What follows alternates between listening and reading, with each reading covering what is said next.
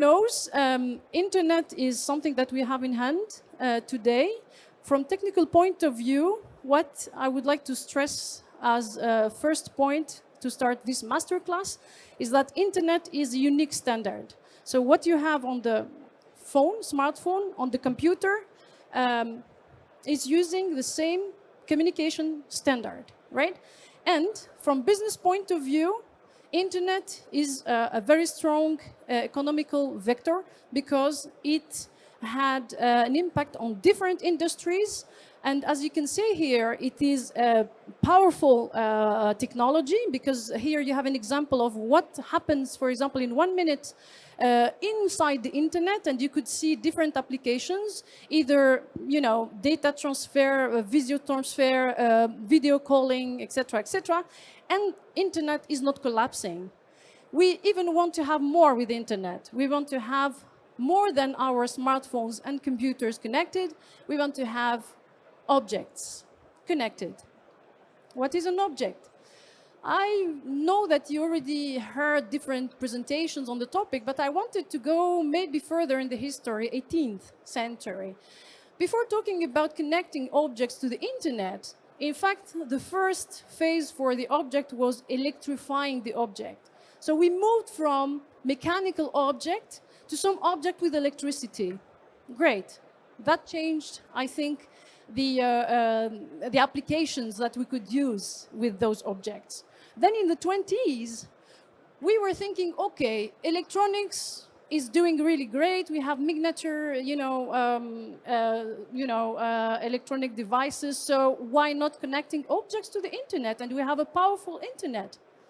So in fact, there, with the ambition to have objects connected to the internet, there will be the question of, after the electricity, what would be the connectivity you will have to go to the internet? Of course, people who would like to do this, they are not interested just to connect objects. They are having real business problems. They want to make some automation in different processes. So then, for a telecom engineer, the first thing we do is to look, on the shelf if there are existing, electrified and connected objects. And in fact, there are plenty. There are plenty of sensors, and there are also plenty of what we name actuators, like you can remotely, actuate some processes. And here you have some examples: temperature, pollution, maybe the presence of people in a room for access control, etc., etc. So we have connected devices. Then, the block of connectivity. In fact, the block of connectivity is just flourishing for years now, and we have plenty of connectivity. You could have short-range connectivity, you could have long-range connectivity, you could have a free access connectivity for an object, you could have paid connectivity. So everything is on the shelf.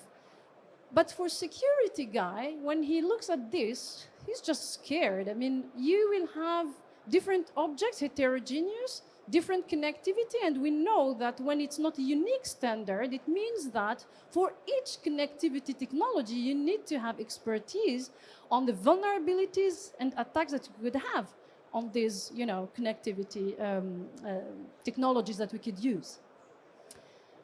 Again, why do we connect these objects?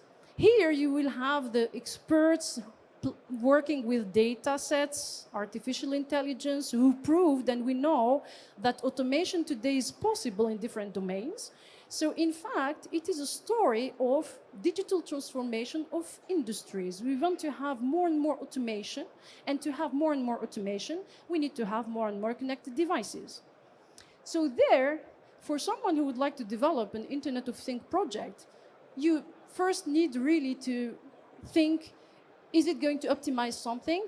And is it going to be impacting some other things? For example, if I decide to put, I don't know, monitoring sensors for health, okay, so for medical monitoring is good, but the data that we are capturing, probably we need to think about the security impact of such automation processes. This is just an example. So you have, for researchers, we have surveys and different, things to, to synthesize, you can start from the terminology, but in fact, for Internet of Things, you have heterogeneity at different levels, even in the terminology. So here you have examples of terminology. So for example, if I speak about cyber-physical system, immediately I know that this is for some industrial domain related to manufacturing, automation, so there is some criticality in the communication. If I use, for example, the terminology machine to machine, I know that this is coming from internet engineers because we already have standards for machine to machine. And if I use the terminology machine type communication, I know that I'm speaking about 5G connectivity. Okay, so if I design IoT projects, I need definitely to have different profiles in my project, and one of them is the telecom, engineering profile, because depending on the domain or the application where you want to put the Internet of Things, you need to know the performance of the technology, but also if there are specific attacks behind this technology, because as we said in the beginning, there is no unique standard for IoT. Okay. So I put this picture for you that is trying to put more sense of what I'm trying to picture out for you here.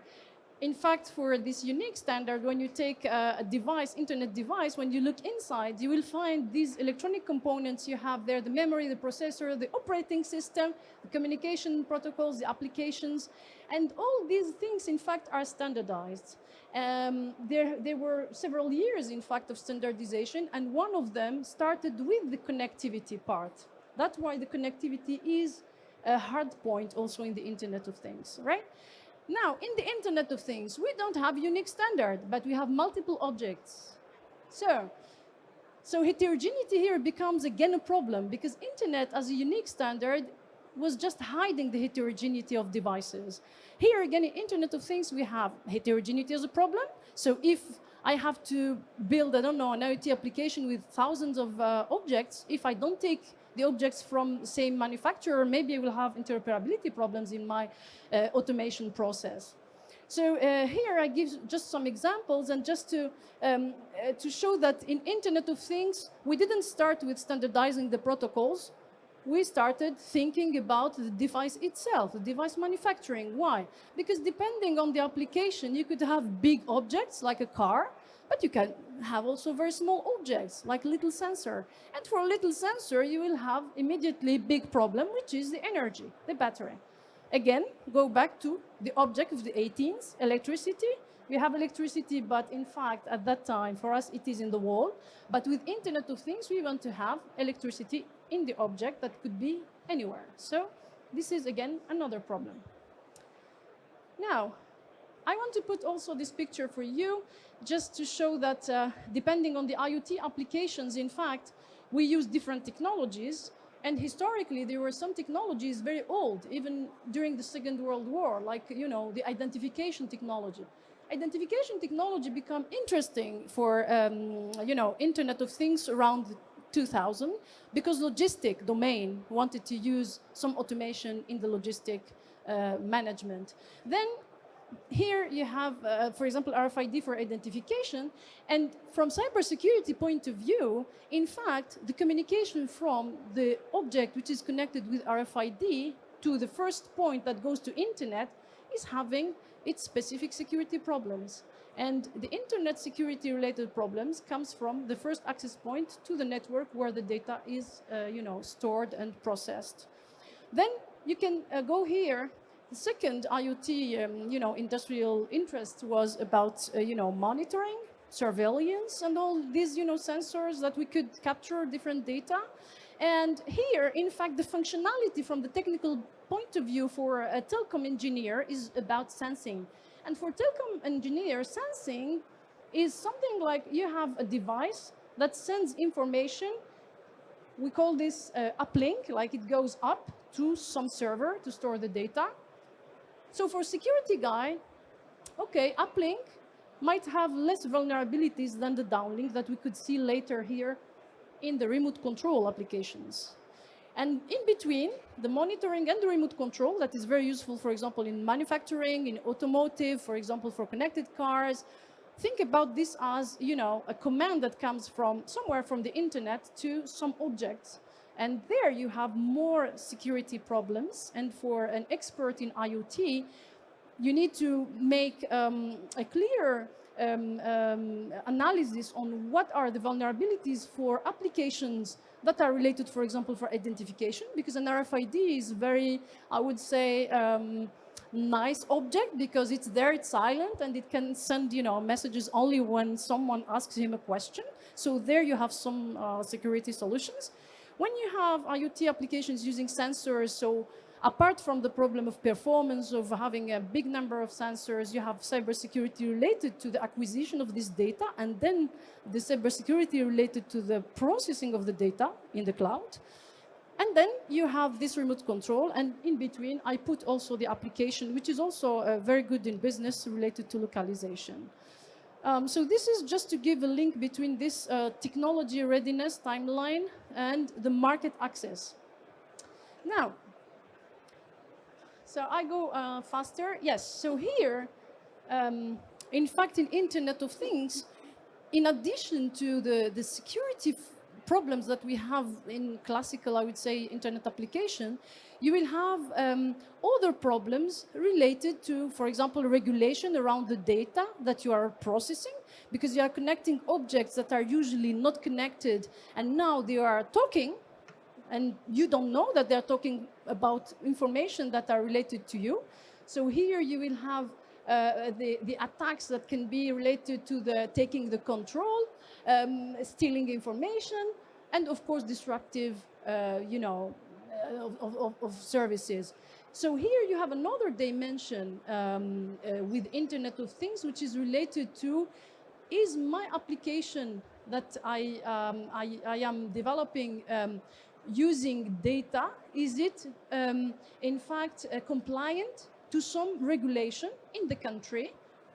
And, you know, for example, in Europe, we have the data privacy, you know, regulation, which is very important. So even if you have a very good technological solution, if you didn't anticipate the regulation part, then you will have a problem to really deploy the solution. So with putting the connectivity so broad, getting more data, we are having additional security problems that are not related necessarily to the technology, but they are related to the regulation that we have on top of managing this data.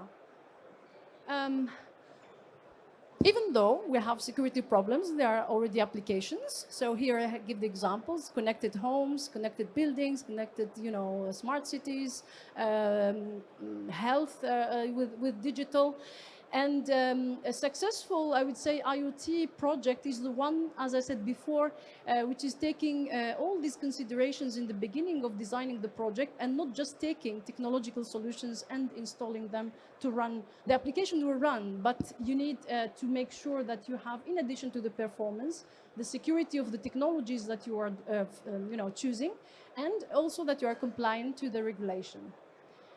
So clearly, the IoT security challenges, if from technical point of view, in addition to the data privacy, I could add also the problem for, you know, a network administrator in a company, for example.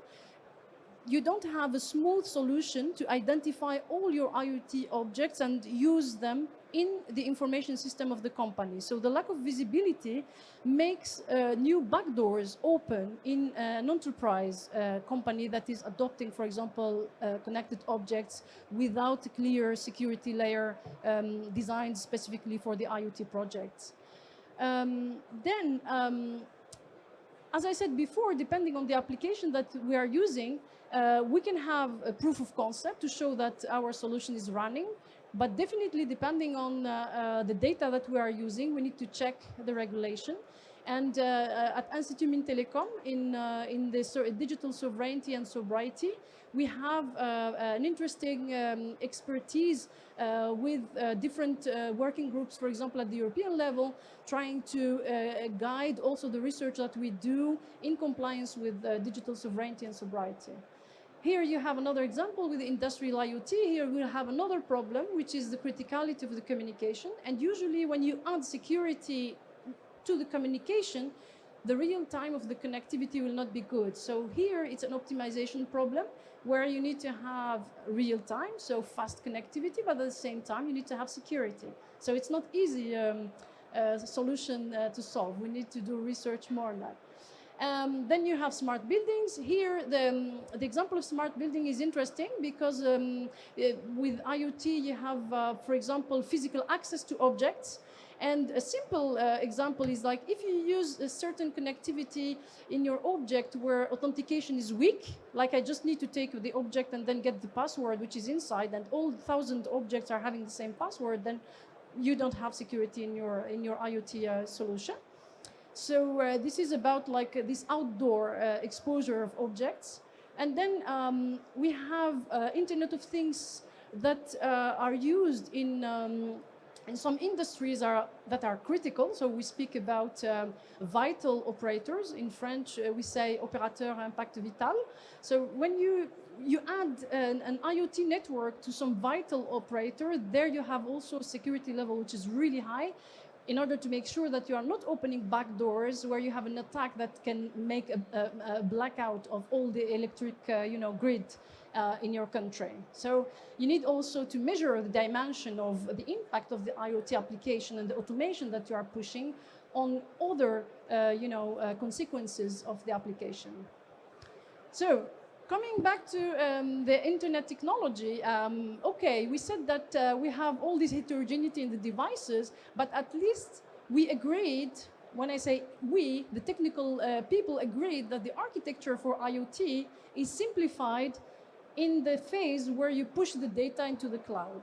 So we have this 3-layer architecture, and for me the message here is, in addition to focus on the security issues that we have on the connectivity itself of the objects, on the object itself, for example, if I have a weak authentication on the object, it is also important to look at the internet, layers. And in fact, here, as we are using standard internet solutions, we have security level that is offered by internet protocols.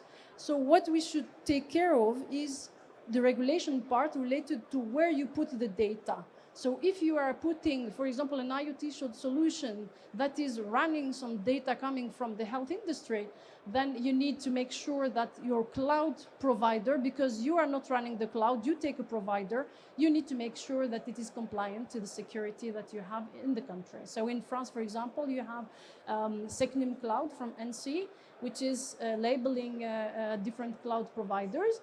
And here I will go really fast. For the technical part, we have a lot of research projects and innovations in Institut Mines Telecom and also in the national ecosystem to possibly advise also on the advances that are happening in cybersecurity in these technologies.